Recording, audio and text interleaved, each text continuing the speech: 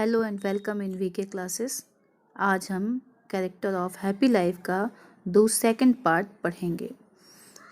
Character of happy life में ये बताने की कोशिश की गई है कि एक व्यक्ति ऐसे कौन कौन से काम करे जिससे कि उसका जीवन हैप्पी बन जाए।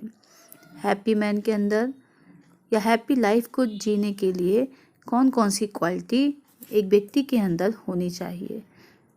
आपको पहले वीडियो में मैंने बताया है कि एक हैप्पी मैन जो होता है वो ऑनेस्ट होता है, इंडिपेंडेंट होता है और दूसरों की हेल्प करने वाला होता है। हैप्पी मैन के ऊपर रूमर्स का कोई प्रभाव नहीं पड़ता, अफवाहों का कोई प्रभाव नहीं पड़ता और हैप्पी मैन जो होता है वो सेल्फ डिपेंडेंट होता है। Now see this stanza. इस स्टैंजा में ये बताने की कोशिश की गई है कि हैप्पी मैन क्या क्या काम करता है, एक हैप्पी लाइफ को जीने के लिए क्या क्या काम हमें करना चाहिए। हु मतलब जो व्यक्ति, गॉड मतलब ईश्वर की, लेट मतलब इवनिंग में शाम को, एंड मतलब और, अर्ली मतलब मॉर्निंग में, प्रे मतलब पूजा करता है। एक व्यक्ति जो सुबह और इवनिंग में शाम को ईश्वर का प्रे करता है, ईश्वर की पूजा करता है। और ईश्वर की पूजा किस लिए करता है?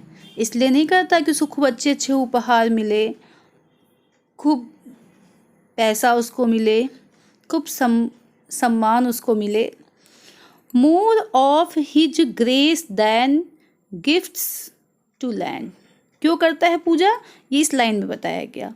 मोर मतलब अधिक से अधिक, हिज ग्रेस मतलब उसको आशीर्वाद मिले। किसका आशीर्वाद मिले? ईश्वर का। गिफ्ट्स टू लैंड, लैंड लिखा हुआ है। लैंड मतलब प्राप्त करना, मिलना। गिफ्ट मतलब उपहार। तो ईश्वर की पूजा वो इसलिए नहीं करता कि उसे गिफ्ट मिले, ईश्वर उसे गिफ्ट लैंड करे। वो इसलिए पूजा करता है ताकि ईश्वर का ग्रेस उसको मिलता रहे।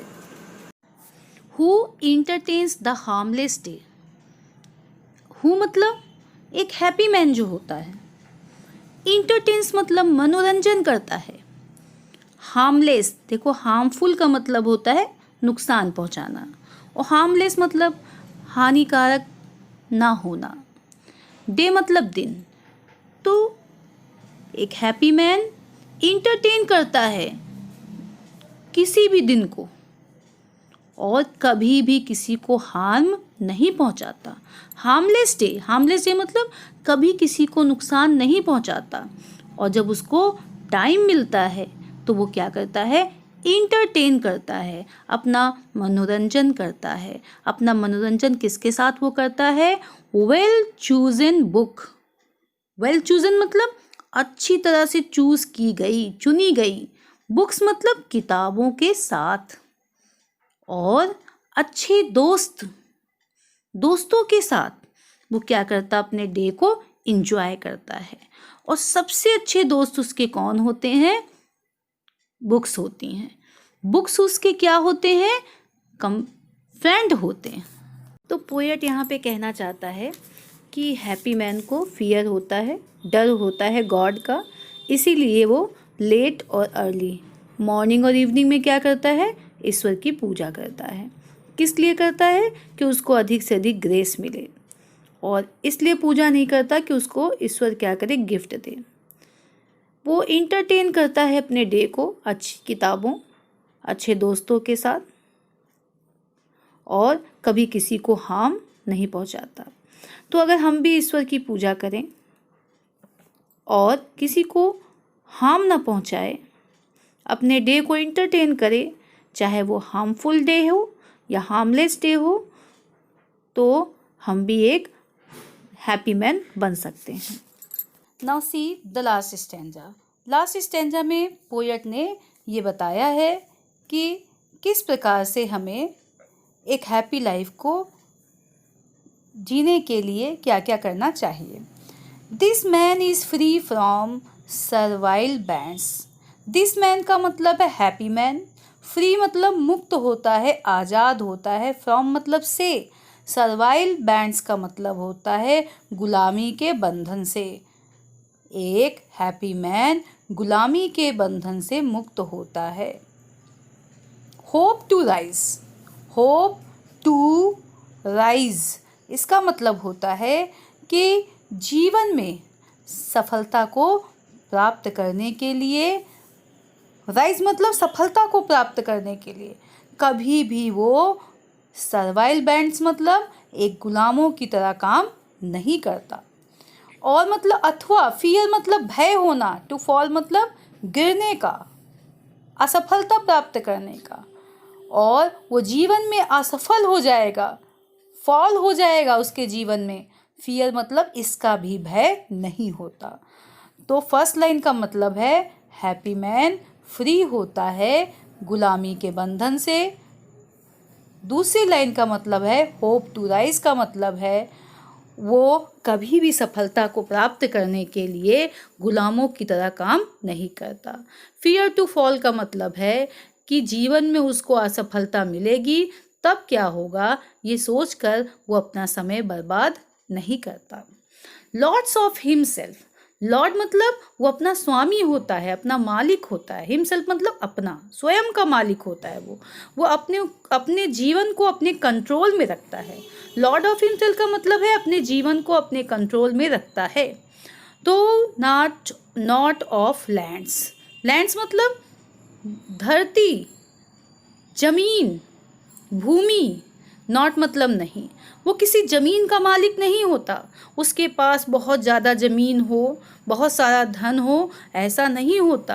धन का और ज़मीन का मालिक वो नहीं होता, लेकिन वो अपने जीवन का मालिक होता है, अपने जीवन को अपने कंट्रोल में रखता है। Having nothing he hate all. And मतलब और, हैविंग मतलब होता है, नथिंग मतलब कुछ भी नहीं। मैंने अभी आपसे कहा समझाया ना कि उसके पास कोई भी ज़मीन नहीं होती, पैसा नहीं होता, किसी प्रकार की कोई संपत्ति नहीं होती, उसके पास किसी प्रकार का धन या किसी प्रकार की संपत्ति नहीं होती। एंड हैविंग नथिंग, एंड मतलब और, हैविंग मतलब होना, नथिंग मतलब कुछ भी नहीं उसके पास होता है। ही हैड ऑल, ही मतलब उसके पास, ऑल मतलब सब कुछ।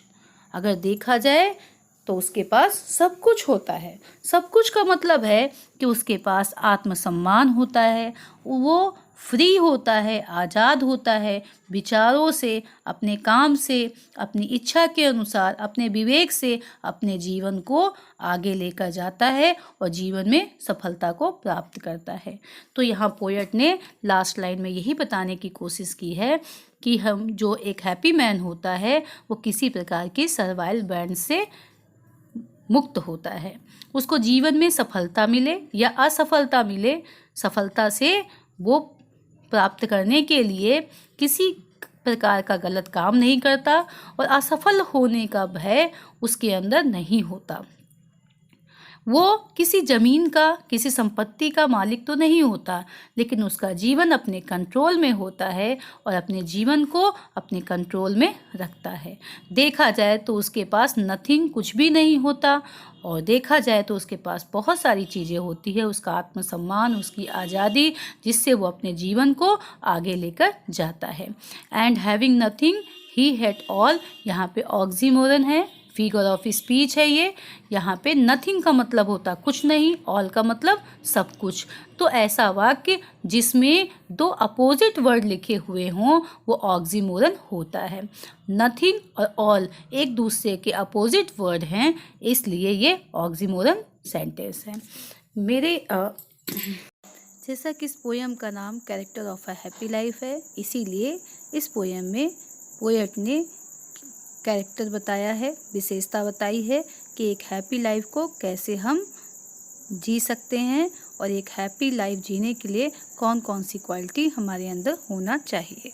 आपको पोएम को अच्छे से पढ़ना चाहिए क्योंकि पोएम 10 मार्क्स का आएगा और 10 मार्क्स का पोएम एक्सप्लेन करने के लिए आता है। 2 पैराग्राफ आएंगे, 2 स्टैंजा आएंगे और 2 स्टैंजा में से एक स्टैंजा आपको एक्सप्लेन करना होगा। एक्सप्लेनेशन कैसे करते हैं, कैसे एक्सप्लेन करते हैं, ये भी आपको वीडियो में बताया जाएगा। सबसे पहले तो आपको पता होगा कि रेफरेंस लिखा जाता है, किस लेसन से लिया गया, उसके पोएट कौन है। फिर कॉन्टेक्स्ट लिखा जाता है, राइट, पोएट ने कब ये बात कही, किस वक्त कहा। और तीसरा जो होता है एक्सप्लेनेशन होता है। एक्सप्लेनेशन में जो लाइन होती है उसको हम क्या करते हैं, उसकी व्याख्या करते हैं। जो स्क्रीन पर जो पैसेज आप देख रहे हो, ये स्टैंजा देख रहे हो, ये बहुत इंपॉर्टेंट है। 2016, 2017, 2018 और 2020 में ये स्टैंजा आया हुआ है यूपी बोर्ड के एग्ज़ाम में। तो I hope you like this video, you enjoy this video.